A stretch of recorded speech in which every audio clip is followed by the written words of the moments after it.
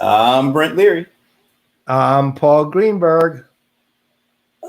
Was it just yesterday that we were on for the whole day? It felt like.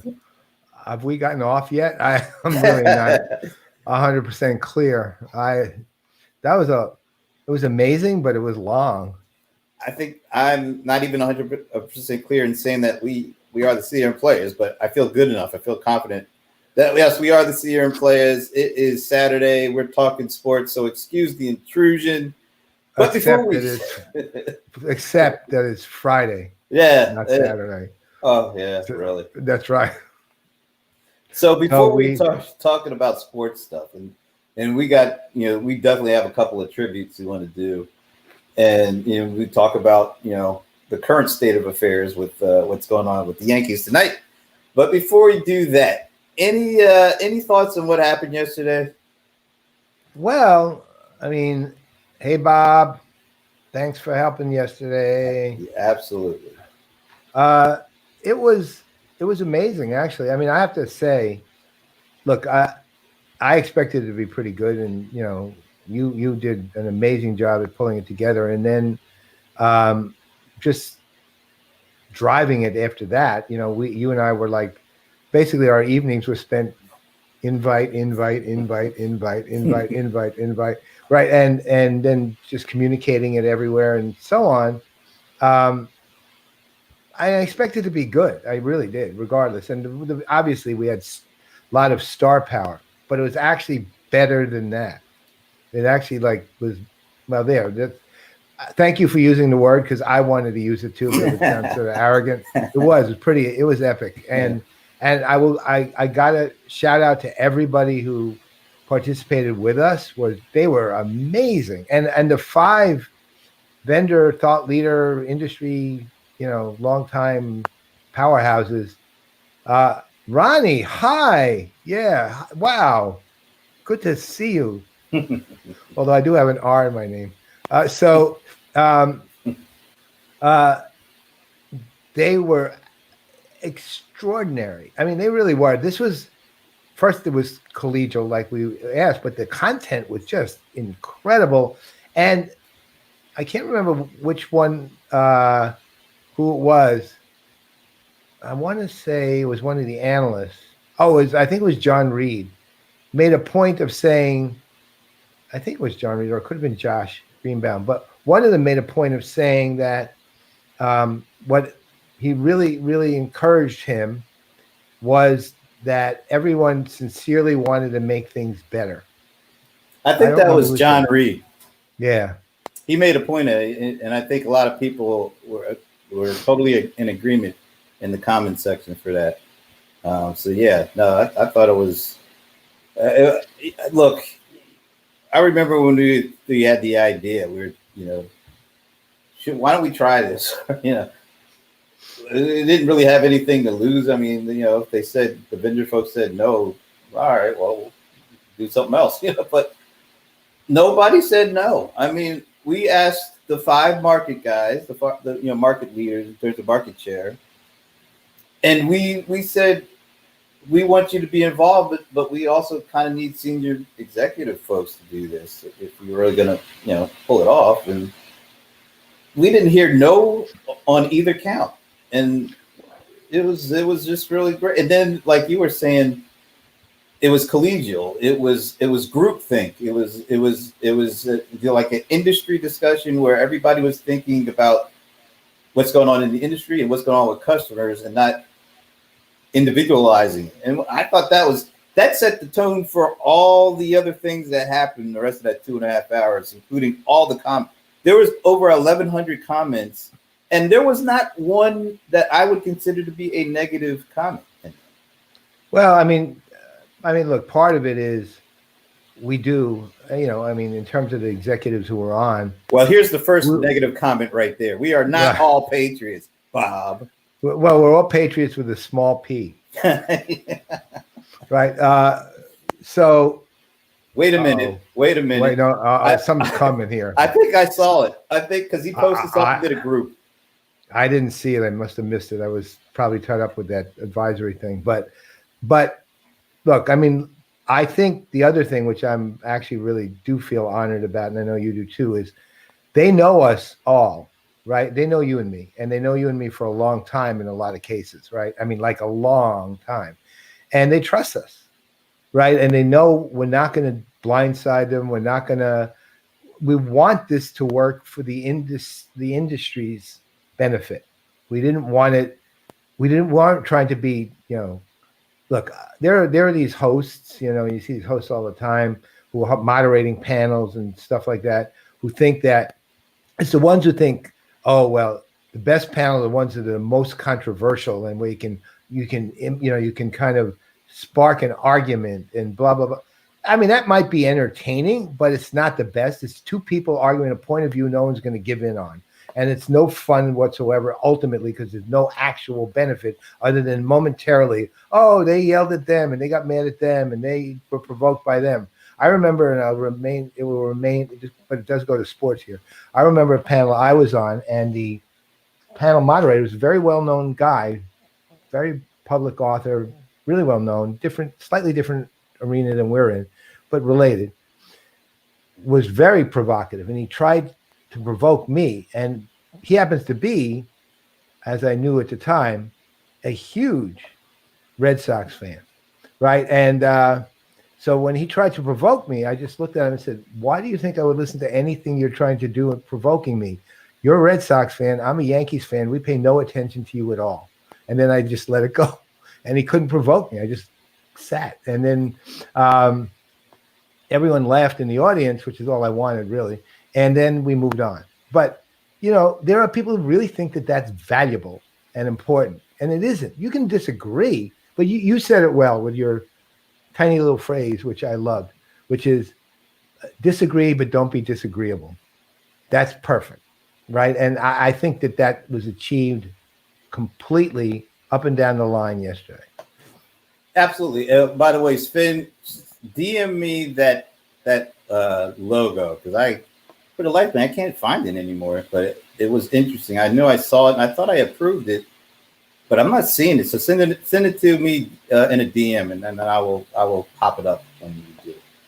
And then just the phenomenal, after show. I mean, it was the thing really got cooking. The panel really got cooking. It was a shame that we had to cut it off because it got to the point where they were just going back and forth between themselves, and it was great.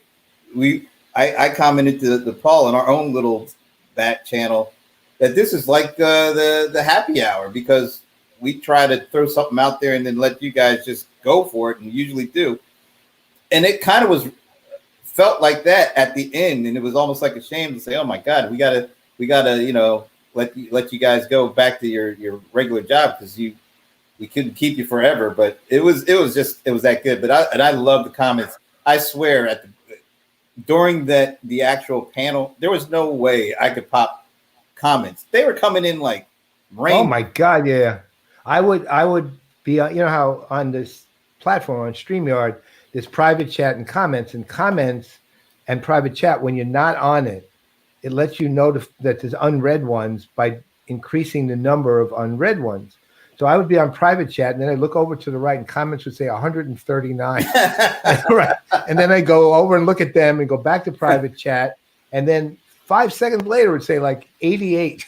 Right. So it just kept going. And it was just, I don't know what our Twitter viewers were like, but I will tell you, the other side of it to me was just, which I really liked, and we actually got this from more the analysts, I think, than anything else, and a little bit from the panelists too, which was, it was nice just to see friends, right? And all in one place. It was like a gathering of the community. Yeah. That was the other thing that happened. And the one thing I've kind of made a point of over the many years I've done this is, I've looked at ERP, I've looked at supply chain, I've looked at, breaking down ERP a little bit, HR, and financial. And there are a lot of really good analysts and really good companies and really good practitioners in those areas. But the one thing which makes kind of sense, the one thing about the customer facing area, domain, is that there's an ad hoc community that actually has each other's backs and know each other and spends a lot of time helping each other out, as opposed to just getting together at a conference and seeing each other. It's like a meaningful, semi-organized, kind of organically organized community. And it's really, and that's what gathered yesterday, really. There's a large gathering of the community. Look, to another example, since yesterday, as a result of that, I've connected to one person I hadn't talked to for 10 years and another person that I hadn't communicated with. Remember that John Matthews guy who I asked to pull up a question of? Yeah. So I know John, but I haven't talked to him, I think, for 15 years, right? And it's been a really long time. He's a really nice British guy who lives here in the U.S. And when I saw his name, I was like, wow.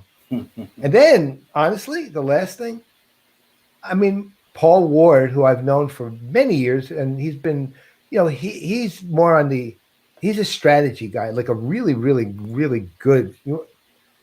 I don't know what he's doing at this very moment, but I will tell you this: anybody out there looking for a strategy guy for advice, talk to him.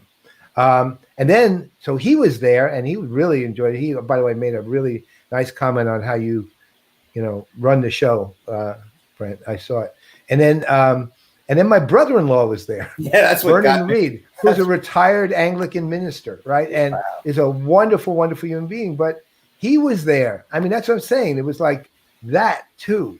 Family are showing up. Old friends are showing up. I mean, it was that part alone was worth gold to me, man. Yeah, no, I think I mentioned to an email to the analyst group that they took us home. I mean, that last hour was really great.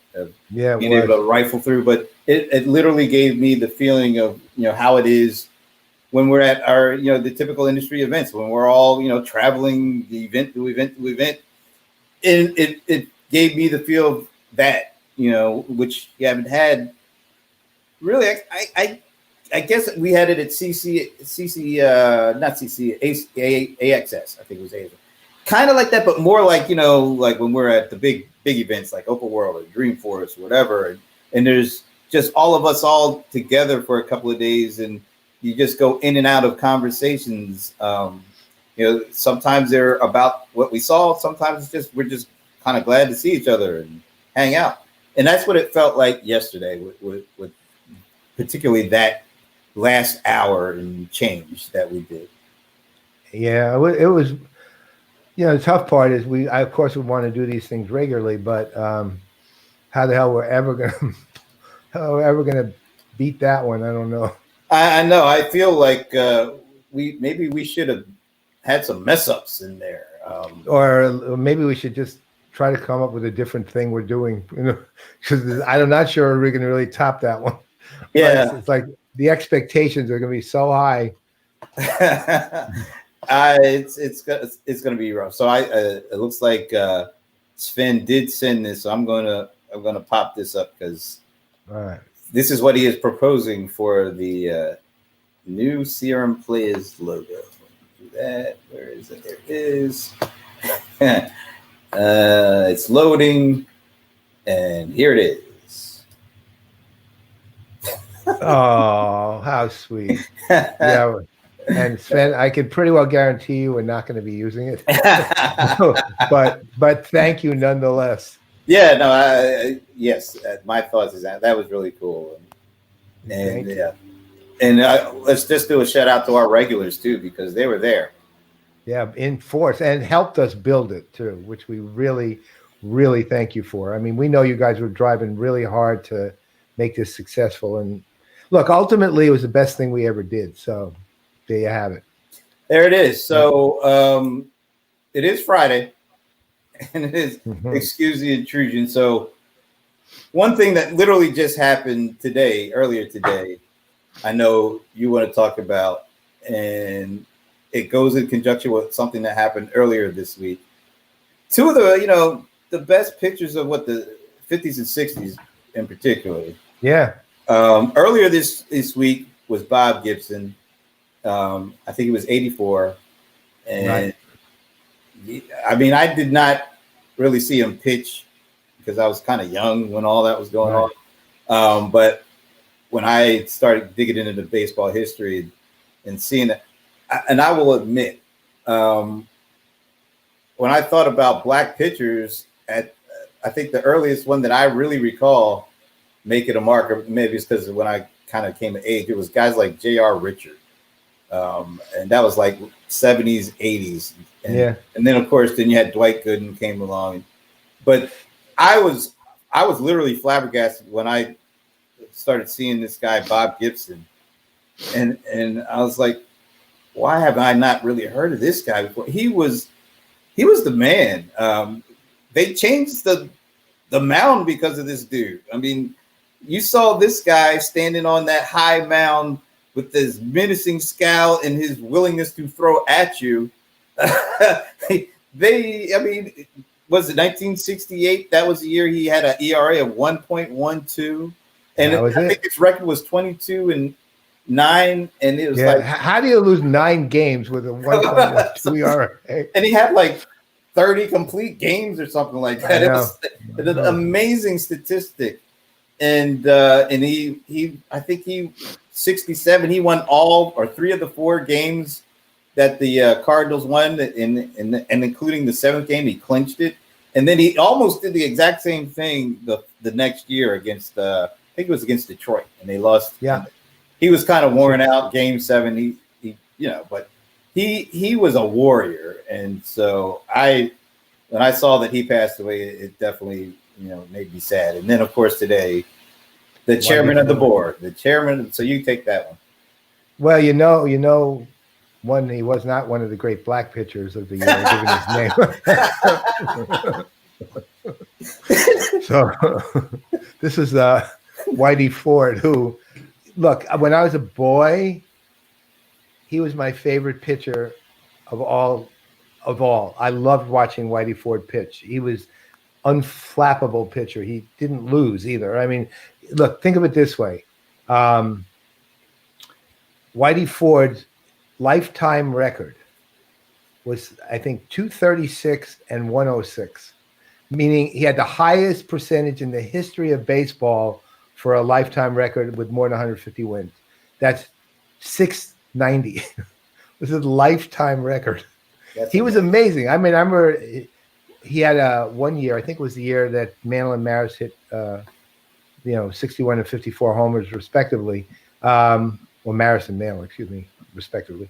And Whitey Ford's record was like, what was it, 25 and 3 or something? I don't know. No, that was Ron. That's Ron Guidry. No, that was Ron Guidry. 24 and 7 one year, 21 and it was 18 and 6 another year. I mean, the guy basically would win. Think about it, 18 and 6, that's 750, right? 21 and 7, that's 750. So, he had his last 2 years, he had losing records. So up to that, he was probably over 70% of his wins, 70% of his games decided were wins. Wow. Which is astounding. So what I want to do, I mean, I actually would like to play, the Hall of Fame came out with a short tribute to Whitey. It's 2 minutes and 48 seconds that I want to play. So let me tee it up.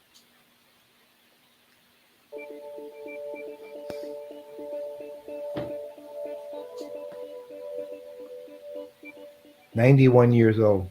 He reduced all of the numbers and theories associated with the art of pitching to a 2-part equation, wins and losses. For Whitey Ford, it was all about the W's, and few were ever as successful as the little lefty from the Big Apple. Ford anchored a Yankee staff that was the engine of the most successful dynasty in history. Manager Casey Stengel appeared to mix and match his pitchers at will during the 1950s, but there were 2 constants, Whitey Ford and Yankee pennants. Born October 21st, 1928 in New York City, the 5'10" Ford burst on the scene in 1950, winning 9 of his 10 decisions and helping the Bronx Bombers to their 3rd World Series win in 4 seasons. After 2 years in the Army, Ford returned in 1953 to win 18 games against only 6 losses, as the Yankees won their 5th consecutive Fall Classic title, a record that has never been approached. For the next 7 seasons, Ford evolved into the ace of the staff, used judiciously by Stengel, who wanted his gutsy southpaw to pitch in the most crucial games. Ford led the American League in wins in 1955, captured the earned run average title twice, and helped the Yankees win 2 more World Series over that span. But when Ralph Houck replaced Stengel in 1961, the new skipper promised to pitch Ford every 4th day. Ford thrived on the extra work, winning the Cy Young Award in his first season and pitching at least 244 innings per year from 1961 through 1965, a total he eclipsed only once in his first 9 campaigns. With 2 more World Series titles in 1961 and 62, Ford's Yankees totaled 11 pennants and 6 Fall Classic titles in 16 seasons over. Ford battled shoulder problems in his final 2 seasons. The only 2 years he was finished with non-winning records. His final mark of 236 and 106 meant that he won 69% of his decisions, a record for modern era pitchers with at least 150 wins. Whitey Ford was elected to the Hall of Fame in 1974.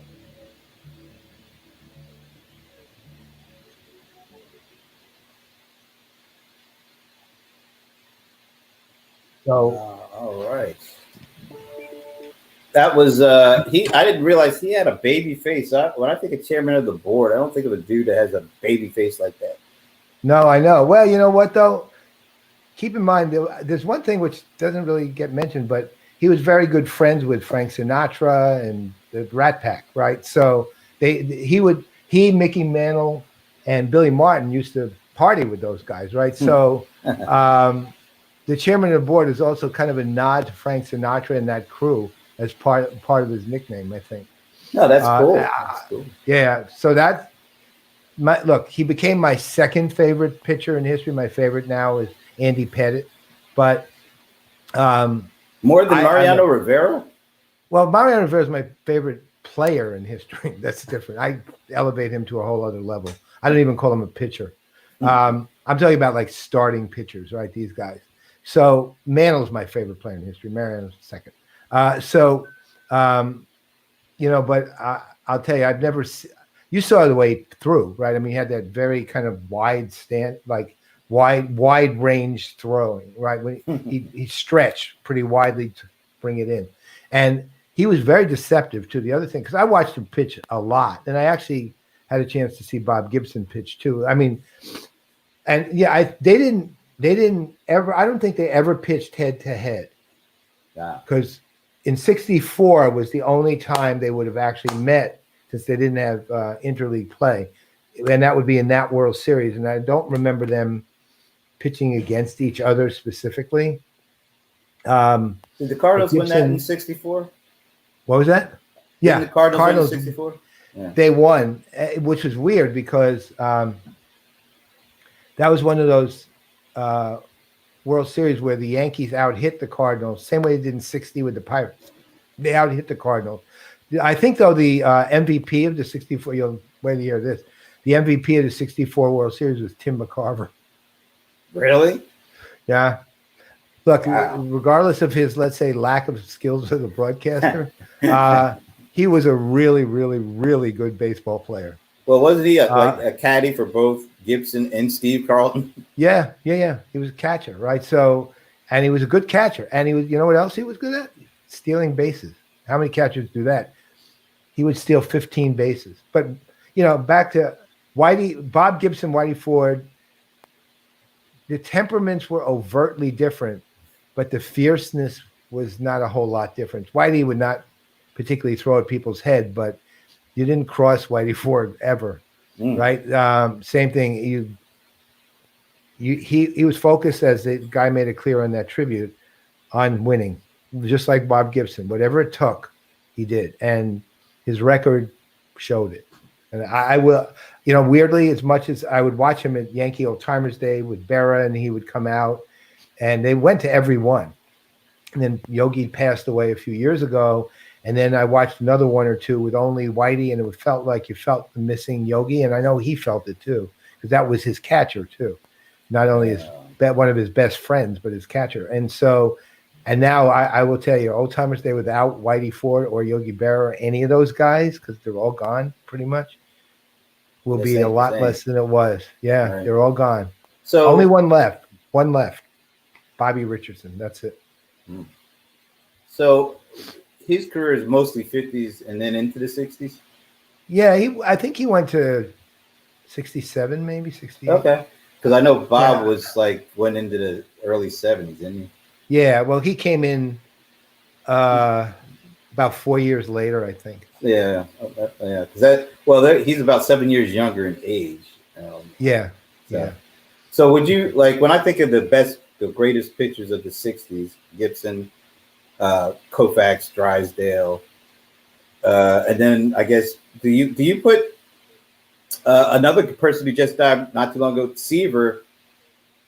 Was he in the 60s long enough to be considered one of the best in the 60s, or he's mostly 70s? Mostly 70s, and he probably called 70s, but he did pitch in 69, I'm pretty sure.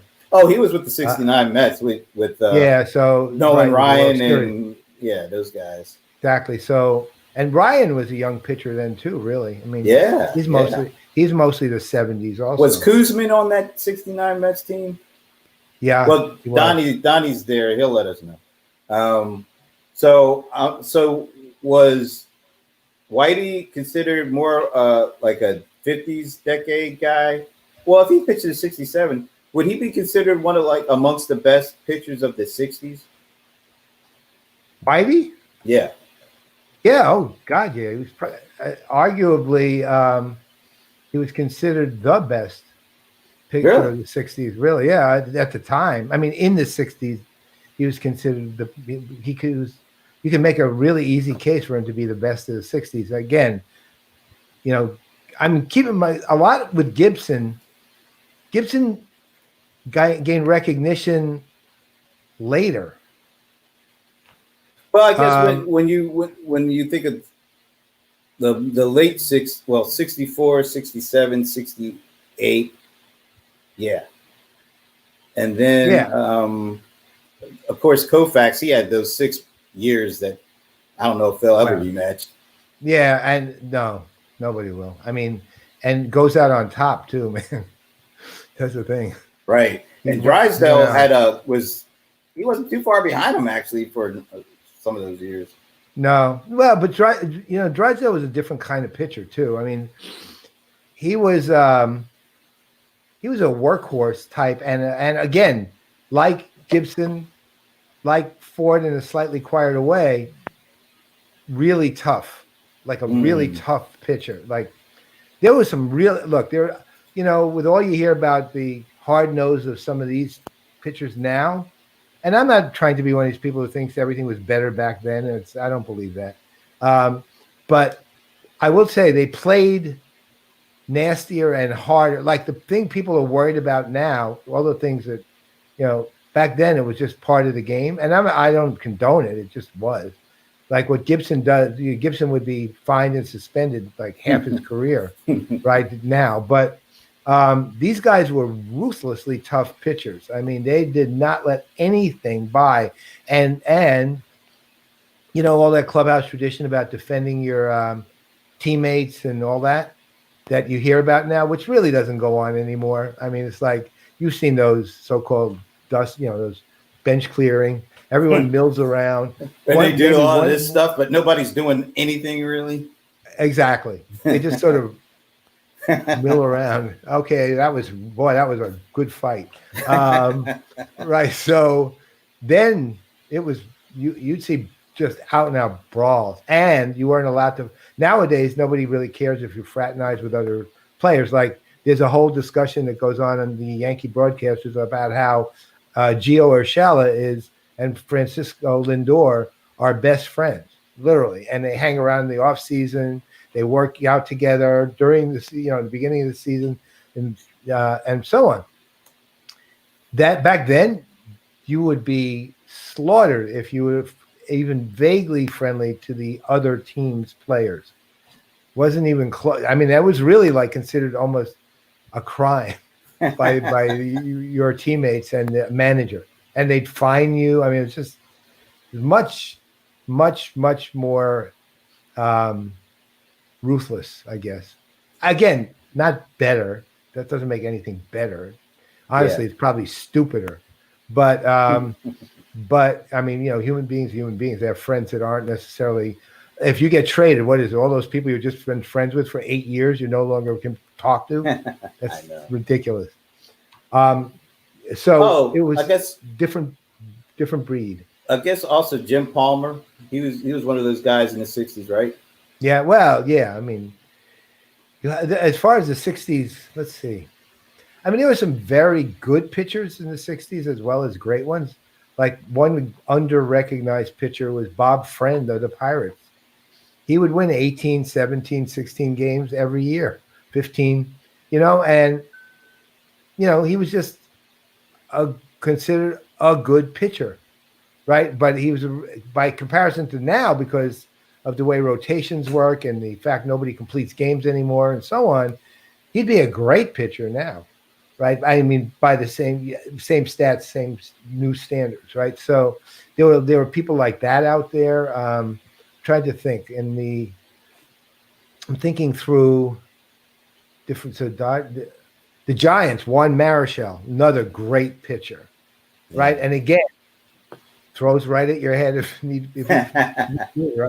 Maricel was a fantastic pitcher. He's still around too.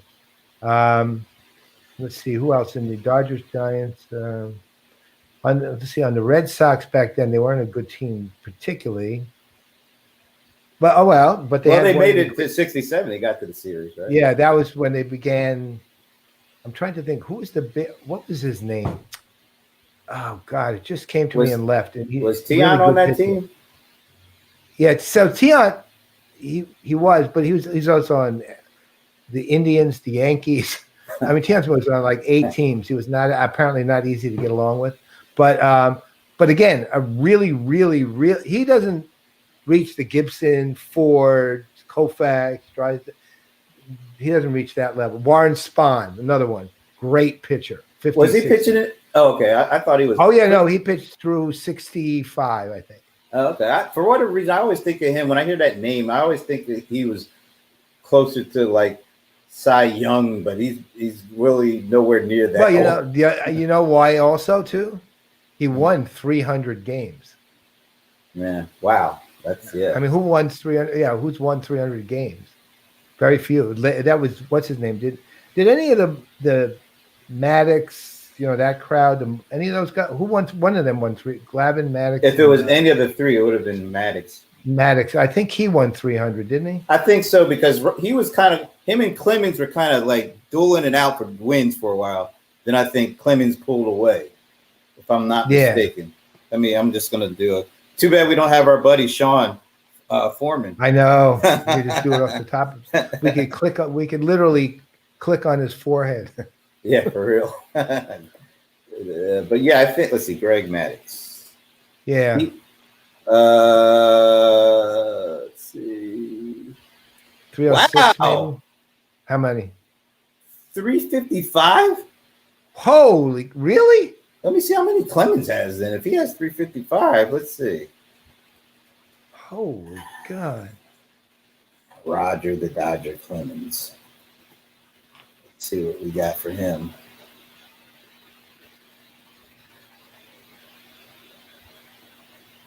Wait a minute.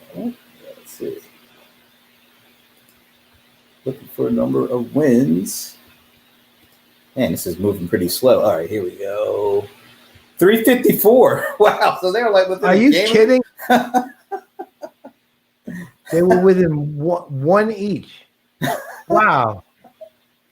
That's pretty amazing. Yeah, it is. I didn't know they were that close. And so you go back to Spahn's. Remember the old saying was "Spahn and sane and pray for rain," right? That was the whole thing, that was it. Melt Stottlemyre, another very good pitcher. That was it. Gibson won 3 games. I do. So he won 3 games in 64, 3 games. No, in 2 games. Oh, 2 games in 64, 3 games in 67, and almost won 3 in 68. I think I'm trying to remember. I want to say Whitey Ford had a record. I got to find it now. Now I have to find one. He had a record which has to do with consecutive scoreless innings in the World Series, I think. It was like 30, 31 or something. I don't remember. I'm going to find out. Let you know. Because okay.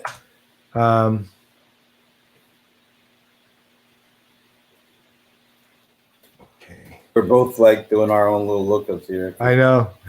After you get through this, this is what you do with what we do with baseball. You can't help it, you know? Yeah. I'm going to ask a question about Whitey Ford. Think about so he had, catch this. So Whitey Ford had 33 consecutive scoreless innings in World Series games. My goodness.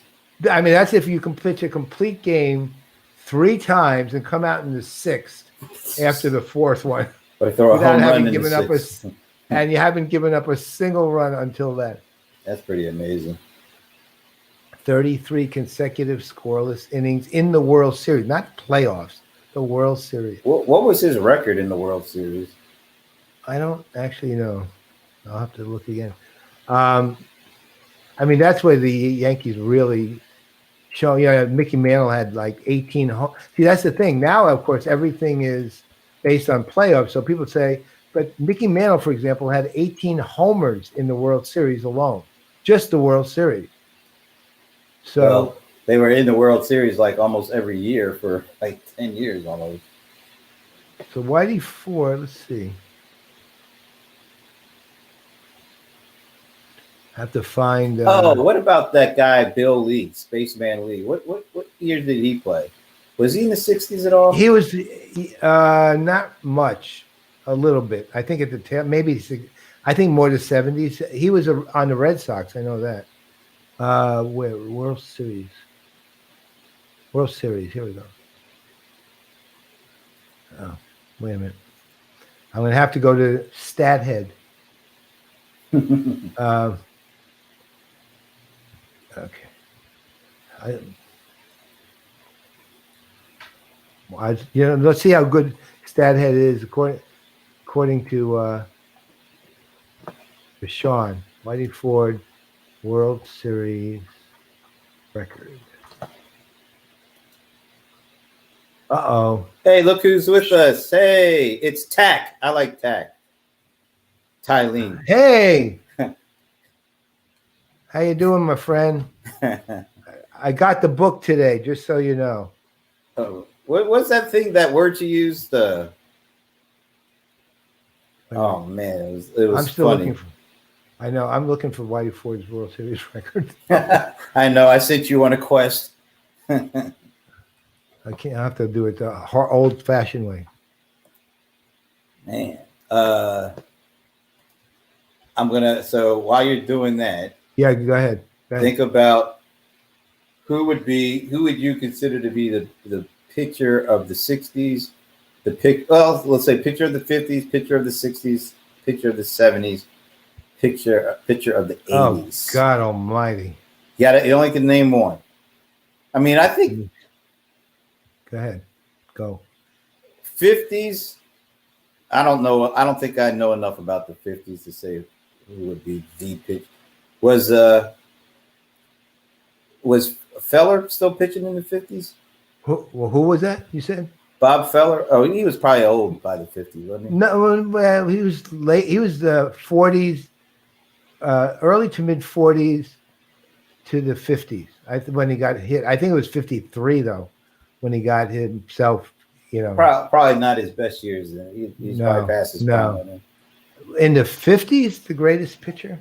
Yeah, who was the pitcher of the 50s? Wow. A good question. The problem is, there's so many. I got to think about that because. Well, let's skip to the 60s because that 60s I think is. I mean, it depends on how you count it. Like, no, it's your opinion. Just your opinion. What's No, this? I don't mean that literally. I mean, I'm just saying, like, it could be to me. If I had to pick one, it could be. I really might pick like Warren Spahn during the 50s. He was that great. I mean, the guy was incredible. But Whitey Ford pitched a lot in the 50s.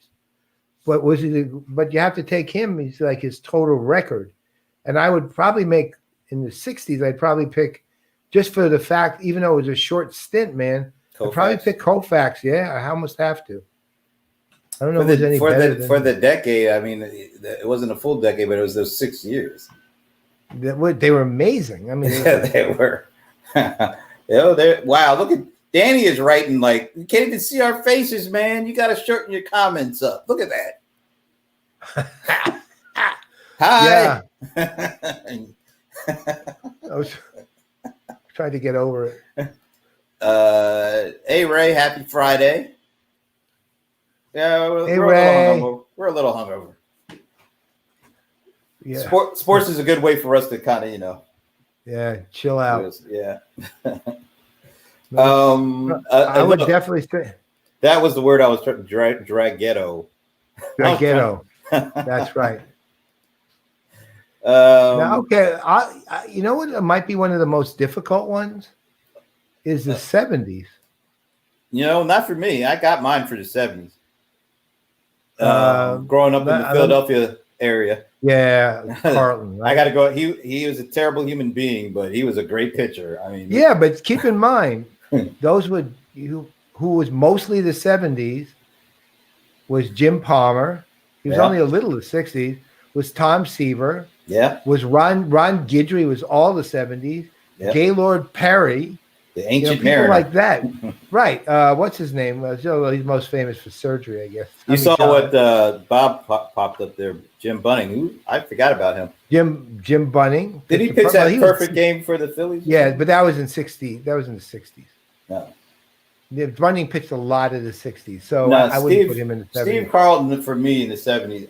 The dude had a 27-10 record on might have been the worst team in the league that year. No, I know. I mean, I would call it a tie between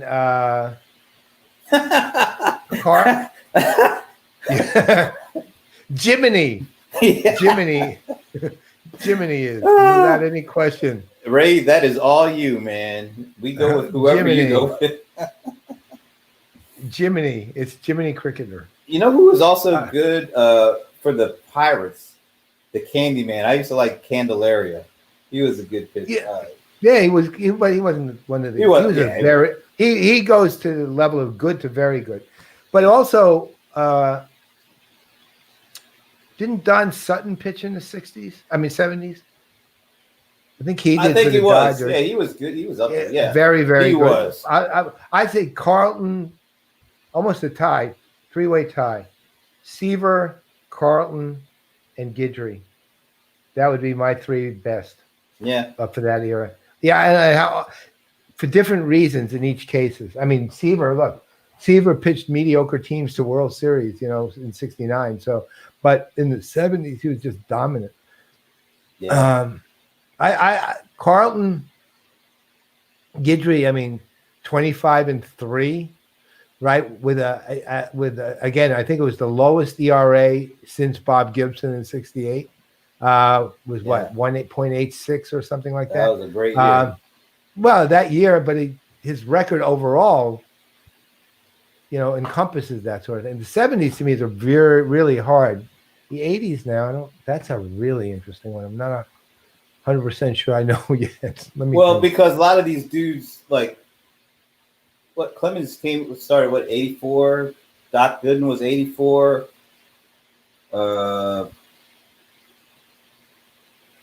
Let me think. I mean, so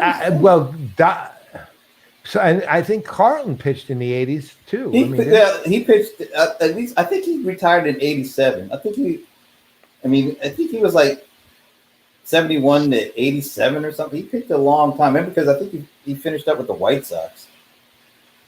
Oh my goodness! How are you missing this guy? Oh God, yeah, another one.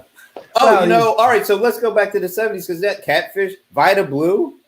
I mean, yeah, Vita Blue was the 7th. That's right. oh my goodness. I mean, Vita Blue though was more like great for a short time, and then injured for the rest of it. But didn't they win like three World Series in a row? Though? Yeah, no, he was absolutely great, but he was like half of Sandy Koufax, if you know what I mean, just in terms of like his big thing. It was amazing. I mean, but look, it was. I mean, the '80s were like. So who yeah, Doc I mean, was the '80s. Was Clemens more '90s than '80s in terms of his dominance? I don't know. Well, Clemens, I want to say he came into the league. Sven, yes, Koufax. We got Koufax for the '60s, definitely. Yeah, 84, 85 maybe. For when Clemens came in, it's one of those years. Yeah, he came in around the same years as about halfway through. Right, about halfway through. Yeah. Well, then of course they went to the World Series in '86, and he was he the ace on that? He had to be the ace of that team, right? Yeah, I think he was pretty much the ace the minute he walked in the door. But you had guys even then like what was his name? He played for the Royals. He was a really good pitcher. Quisenberry. No. Actually, that's another one, but no, it's not him. Brett Saberhagen. Saberhagen. Was he in the '80s? Yeah, I guess he was. Oh, what about the dude? Earl Hershiser, wasn't he in the '80s too? Yeah, he was the '80s too. So Hershiser on the Dodgers. Oh, Bob. I didn't even see that, Bob. I can't believe me and Bob are in sync. Only for that split second, though. Don't worry. That only lasts for one single thing. So, but Hershiser, Saberhagen. You know who else? Bert Blyleven was then. And He was a great pitcher. That's right. Yeah, those guys all had seasons where they won 20 plus and lost less than 10 and led their team to something. Okay, where do we put in like the closers? Like, because Eckersley was like huge. Well, you start getting to those guys when Eckersley and Goose Gossage. Gossage and what's the other one? Oh, here's one. Here's a good one. Dennis Martinez, Fernando Valenzuela. Yeah, another one. Those were all greats, every one of those guys. And there we go. 86, that was the World Series year. Look at his record, 24-4. Yeah, but you know who had a better record like the year before that was Doc Gooden, and his ERA was in the ones. Yeah. No, Gooden had one of the greatest years probably in baseball history. I think he had his rookie year, and then the next year where that was like his top, and then it kind of. I know. I mean, his his bad. Oh, look at this. Kinda, Raleigh Fingers with the mustache. Leave it now. You know, though, if I'm going to pick a figure I think was amazing, it would probably be Eckersley because he did. I think it was Eckersley who was both. Yeah. He was both, and he won a lot on both ends. Yeah, he had a lot of wins as a starting pitcher, and then I want to say he had like 200 wins. Yeah, I think it was 200 wins. He might be one of those like 200 kind of guys. It was one of those things where I don't think his performance will ever be replicated ever, and to me that makes he was outstanding. I mean, think about what it takes to adjust at that level too, and to me. That's such a remarkable achievement. It goes into he is a great pitcher. He is one of the great pitchers of all time, and probably doesn't get quite enough love for that. Okay, so I got his. He pitched for 24 years. And there's another thing: longevity. So, but his record as a starting pitcher isn't overpowered. He had 197 and 171. And then let's see how many saves. I'm looking over here. Where are saves? They don't have this. It's broken down in the stuff. All right, saves. If it saves, got to go down here. Oh my god, I was way off. 390 saves. There you go. So think about that. He goes from a almost 200 win pitcher, playing on obviously not great teams, to a 300 almost 400 save closer. I mean, or relief. Okay, pitcher, I guess, so really, but so let's go with this. I'm only going to say the stats. You got to guess who this is because it's somebody who's kind of along the same vein. 213 and 155. That was him as a starting pitcher, and he pitched for 21 years. And then he finished up as a reliever with 154.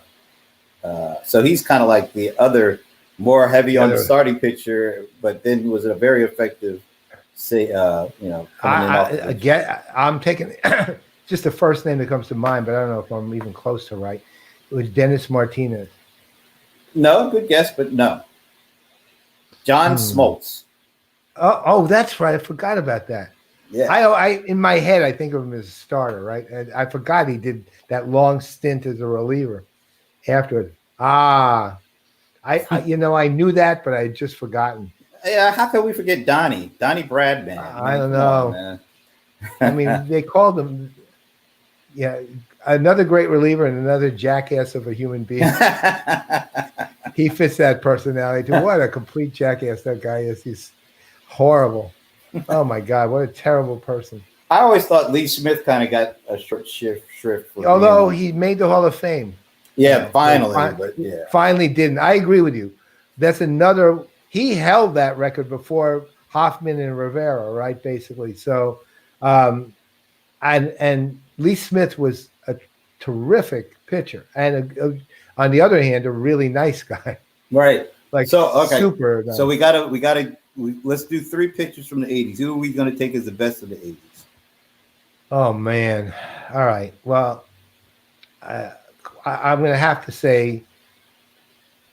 I'm going to have to include Clemens, even though he pitched so much into the 90s and beyond. Mm-hmm. Let's see. Doc, it was a short stint, but he was amazing. He was overwhelming for those 3 years. I have to put him as another one. And then, I guess if I have to pick one other one. We were forgetting a guy, and thanks to Donnie for. That's right. And him. Yeah, I mean that dude was still throwing fire at age 58 or whatever he was. Wow. Yeah. So what? Well, you know what's different about Nolan Ryan? He actually I think he got better with age, like because he started out in the 60s. And we're talking about him being one of the best pitchers in the 80s. That's pretty amazing. Wow. So I went and looked him up. He started in 66 and finished in 93. 27 years. I mean, that's amazing, man. And his last year was, average. It wasn't terribly good, but even the year before, his record wasn't good, but his ERA was 3.72. That's after 26 years in the majors. He was 45. And the year before that, he was 12-6 with a 2.91 ERA when he was 44. And in pitched 173 innings. Let's see how he did and struck out 203 batters when he's 44 years old. Yeah, he was a specimen. In the 80s, you know what? The 80s were not his best years. He was good. He was okay. He was good, but he was actually better in the 70s. We'd have to, if we had to pick a decade for him, it would be the 70s, without a doubt. It's actually not even that close as far as picking one. There's one other guy. I just give him consideration for the age. J.R. Richard. He had a rough life, but there was a time there when he was awesome. I know, and I'll tell you, to your point, you want to have some guy you couldn't help but watch because he was riveting pitcher. It was him. Oh my God, that guy. He owned what he did every second. Yeah. Every second, man. But he had, what was it, a blood clot or what was something? Yeah, he had that, but he had issues too. Like he had drinking problems or something. Well, again, it was kind of like Doc with this astounding talent and actually great skill, but overwhelmed by issues. I mean, the two guys, if they didn't have those issues and they had those talent and skills, they'd both easily be in the Hall of Fame and revered at the level of some of these other guys we've been, like Bob Gibson. Yeah. What about Joe Negro, or was it Phil Negro? Man, I mean, Joe and look, they were unique and they were a pair of brothers and they had knuckleballs but you know, and Phil was probably wasn't it Joe? Wasn't it Joe that got caught with the filing the baseball? Yeah, pretty. You know. And then he tried to do what's going on? And it went flying out of his head or something. I have no idea. What is it? No, I don't. Yeah, where'd that come from? Oh my God! How did my catcher throw that to me? I guess if this guy was around in the 80s, but I don't think he was all that. He wasn't that great until he got into the 90s and then the early 2000s. We haven't even mentioned Randy Johnson. No, yeah, and I think he was only around in 87, 88, 89, and was just starting. Yeah, no. When you get to the 90s and 2000s, he's a definite one of the greats. I mean, no question. Well, so another nasty. Maddox was mostly 90s, or wasn't he around the 80s too? Or when he was with the Cubs, he wasn't the man. When he went to the Braves, that's when he. Yeah. Well, I mean, you look at Glavine, Maddox, Smoltz, and you're just like, wow. All on one team for all that time. Well, remember the Orioles teams in the 60s, that it was the 60. They had Palmer. Orioles, 60, Palmer, Steve Stone. Steve Stone. Mike Quasar. That was Cuellar, not Quasar. There were three pitchers on that team who won 20 games each. I think it was this. I want to say it's the 69 Orioles. Mike Cuellar. Yeah, he was 59 to 77, and he spent all but one of the. Well, actually, he didn't get to Baltimore until 69, like you're saying, and he was at Houston first. Yeah, Cuellar. And the guy that was part of Dave McNally. Yeah, part of that, and Jim Palmer. I think those were the three. I remember McNally mostly from the whole reserve clause thing. No, so 69, two of them were. So here's what you had. You had McNally was 20-7 with a 3.22 ERA. Cuellar was 23-11 with a 2.38 ERA, and Palmer was 16-4 with a 2.34 ERA. And there was a guy, I don't even know his name, which is a highly unusual name, Tom Phoebus, who was 14-7 and with a 3.52 ERA. Wow. What a starting four that is. That's amazing. And yet they lost to the Mets. I know. I know. Well, things change in World Series. If you look at their actual hitting, that's a whole other story. Oh, my goodness. Pedro Martinez? How do we forget that guy? He was mostly 90s, right? He's almost all 90s. We haven't been talking about Kevin Brown. I forgot about him. He had some good years. I am happy to forget about him. He was on the Yankees for a while. And he was not only was awful, he was a complete jackass every minute of every day. Was he with the Rangers before the Yankees, or was it the other way around? I think it was before. He was at the Yankees at the end of his career, really. So 90s, Pedro's got to be there. Well, Pedro's it, really. I mean, there's no point in. Yeah, we can name others, I'm sure, but no one's going to do what Pedro did. Nobody. Even Clemens, who was great then. Well, you got Maddox. Probably number two. Yeah, those three, right? Actually, those three. I think Kevin Brown isn't in the same league as those three guys are. No. Isn't Clemens Ian? Isn't it Clemens? Isn't he what? Isn't it CLEMENS? Oh, I don't know. Yeah. Not O? Could be. I'm not sure. Well, but wait a minute. I can't have Clemens in both the 80s and the 90s. I'm going to have to choose one because I think he was more dominant actually in the '90s than he was in the I 80s. agree. Although the '86 thing, his record was pretty astounding. So Yeah, it's hard to say. I mean, I preferred in the '90s because that, and even in the 2000s, he was really good as a Yankee too. that's true. Well, at least till because you guys went to the World Series in the thousands. You went to 0, 1, and 2, right? And you Right. lost. No, two. we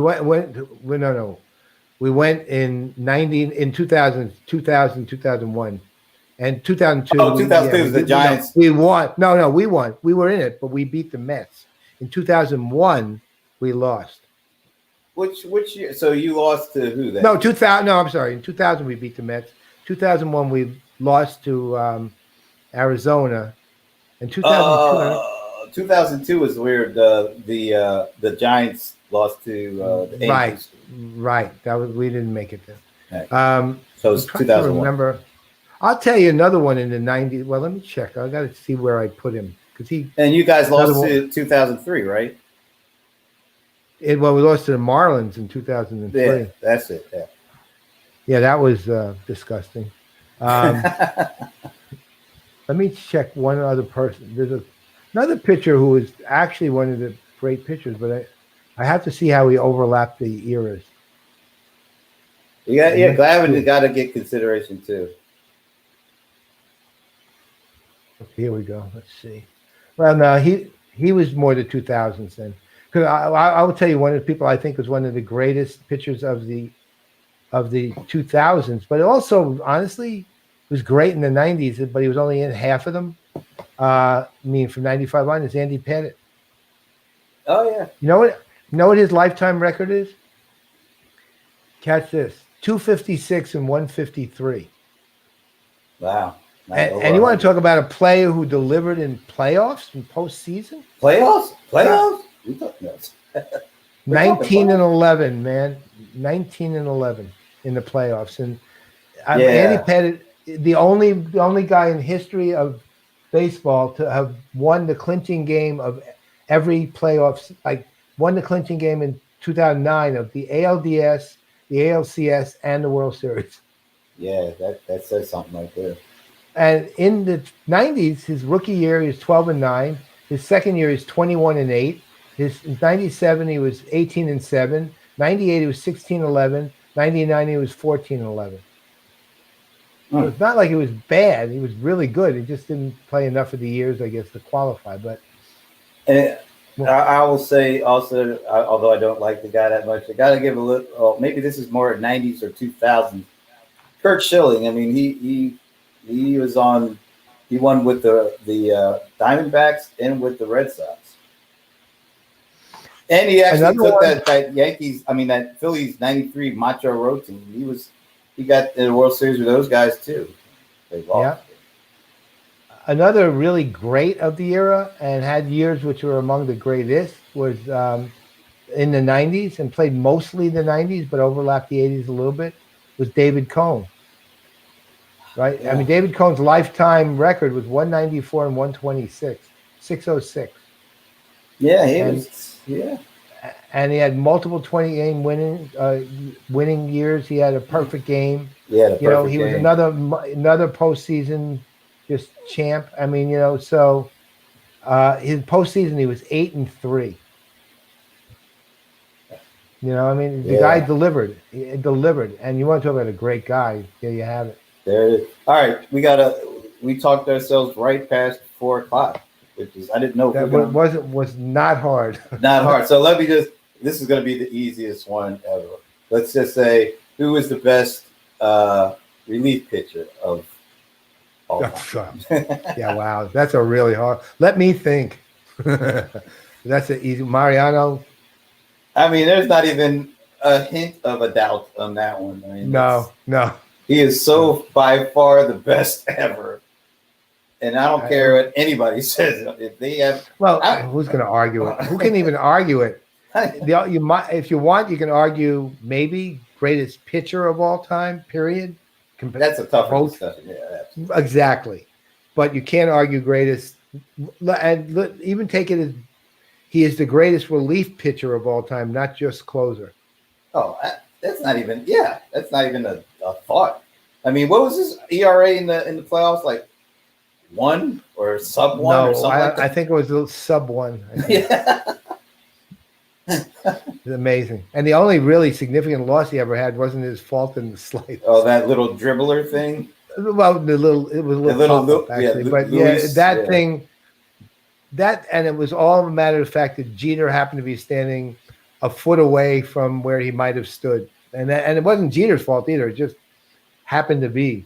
It was just one of those sheer. It was a oops hit. It was just a completely oops. So that's all right. Well, rest in peace, Whitey. Rest in peace, Bob. Absolutely. And tonight, I hope I can say rest in peace, Tampa Bay. And on that note, it has been a long week, but it has been a very good week. And yes, it has. I am ready to say I'm Brent Leary. I'm Paul Greenberg. We are the CRM Playaz. We made it through the week, but we will see you next week as well. Have a great weekend. Oh, I'm supposed to wait a couple of seconds and now hit the button.